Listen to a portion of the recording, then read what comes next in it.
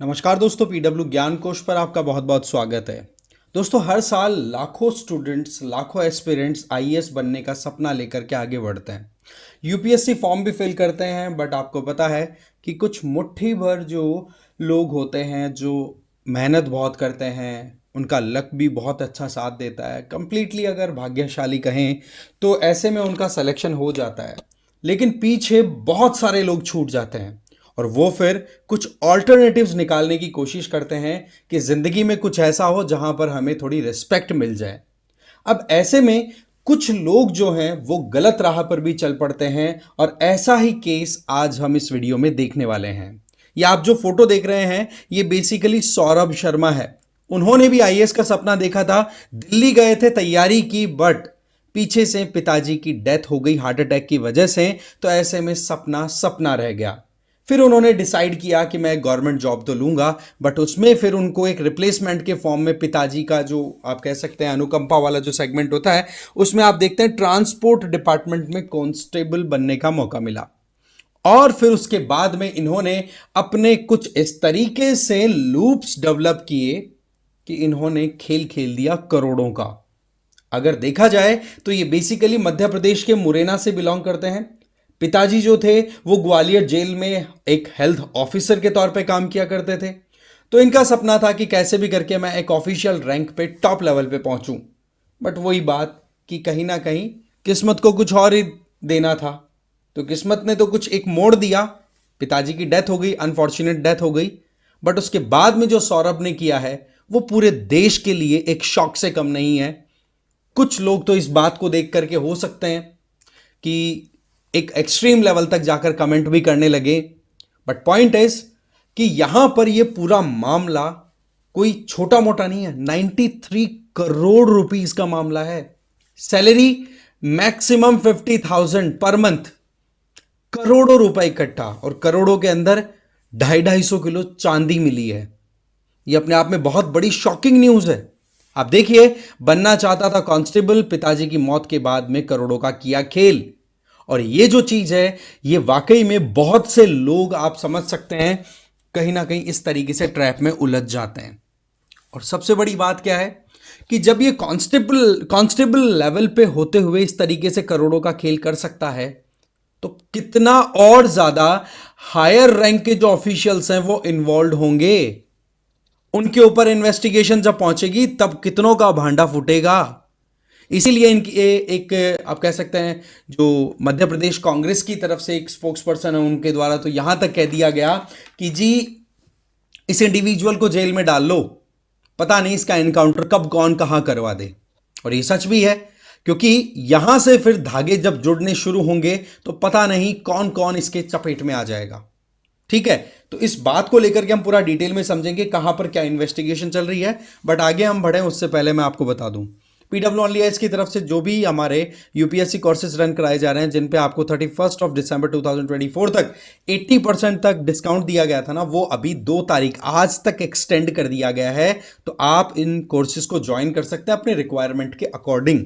ठीक है, आज ये लास्ट डेट होगी एक तरीके से।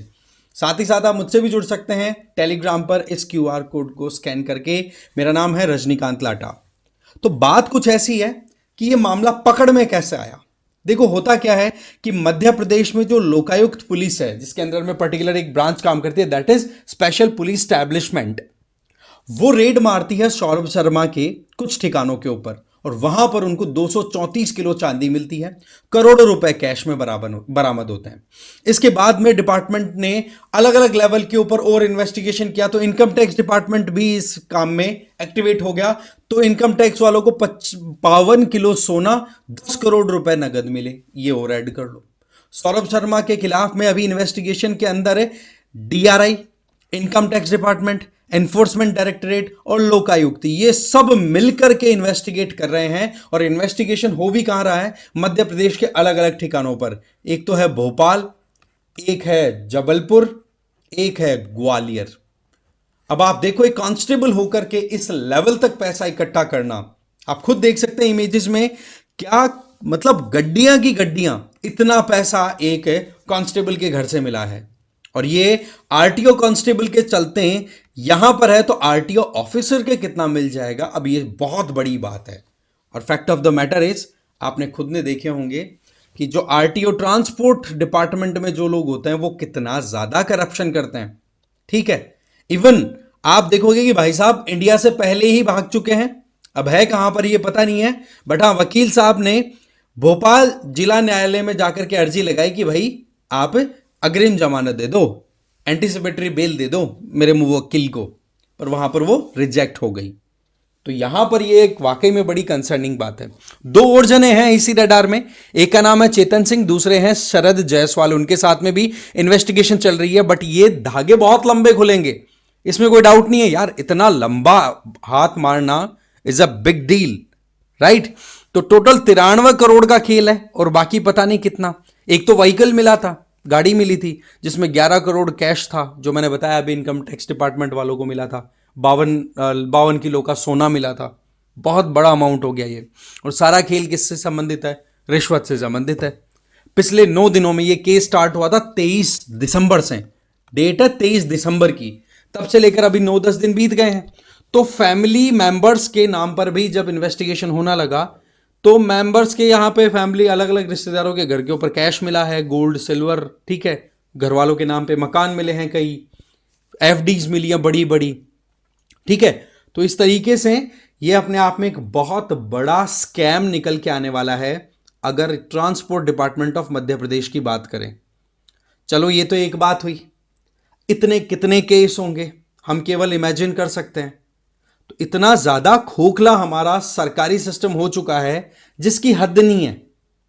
मतलब आप देश को सर्व करने के लिए, एग्जाम की प्रिपरेशन करने के लिए पहुंचते हो, सिलेक्शन नहीं हुआ तो इतनी भूख की सब कुछ लूट डाला, और इतना लूटा कि जिसकी हद नहीं है।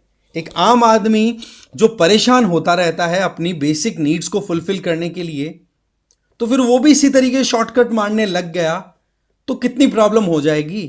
फिर तो चोरों का देश हो जाएगा ये पूरा ही। ऐसे थोड़े ना चलता है सिस्टम। यहां पर सख्त कार्रवाई की जरूरत है। आपको पता होना चाहिए कि यहां पर जो मामला है वो मोर और less prevention of money laundering act के तहत चल रहा है। अब इसके तहत जितनी कुछ कड़ी से कड़ी सजा इनके लिए हो सकती है वो किया जा रहा है।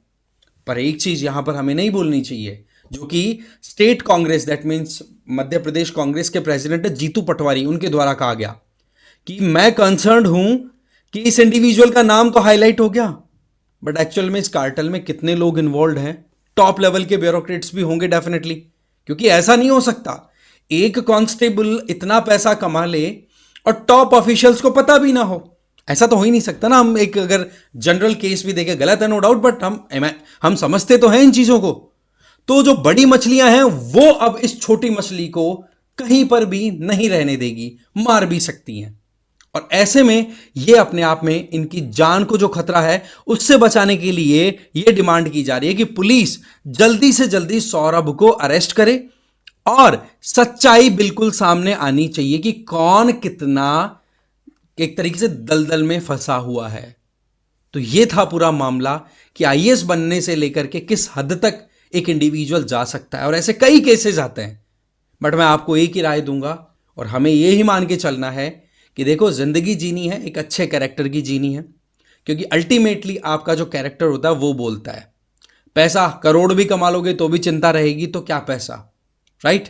हाँ, बेसिक नीड्स तक हमें पैसा कमाना है, दबा के मेहनत करनी है, पर वो पैसा इस तरीके से नहीं आना चाहिए जिससे कि ग्रहण जिस दिन लगे उस दिन सब बर्बाद हो जाए। अब आपको इस क्वेश्चन का आंसर भी दे देना है, पीएमएलए से रिलेटेड है, और साथ ही साथ इस तरीके के केसेस आपके आसपास में भी दिखे होंगे। बट सबसे बड़ी प्रॉब्लम क्या है हमारे समाज की, हम लोग ये सोचते हैं कि कोई ना यार, फॉर ग्रांटेड लेते हैं, क्योंकि जब तक सोसाइटी करप्ट नहीं होती तब तक कोई ऑफिशियल करप्ट हो जाए किसी की हिम्मत है क्या? भाई सीधी बात है, हम 100 रुपए देकर के हमारा पीछा छुड़ाने की कोशिश करते हैं। अरे भाई चालान अगर कटवा लोगे तो गवर्नमेंट के आप सामने अपनी तरफ से एक स्टेटमेंट पेश कर देते हो कि भाई बात ऐसी है, मैं नियम कानून को मानने वाला इंसान हूं। बट वही चीज है कि 500 रुपए का काम 100 रुपए में होता तो हम भी पॉकेट को देखते हैं, है ना। जब कोई काम 10,000 रुपए में हमारा बनता दिखे तो हम 10,000 रुपए देकर के खुश हो जाते हैं। और यही सबसे बड़ी प्रॉब्लम है कि हम करप्शन फ्री सोसाइटी क्यों नहीं बन सकते। आपका क्या मानना है जरूर बताना। Thank you so much.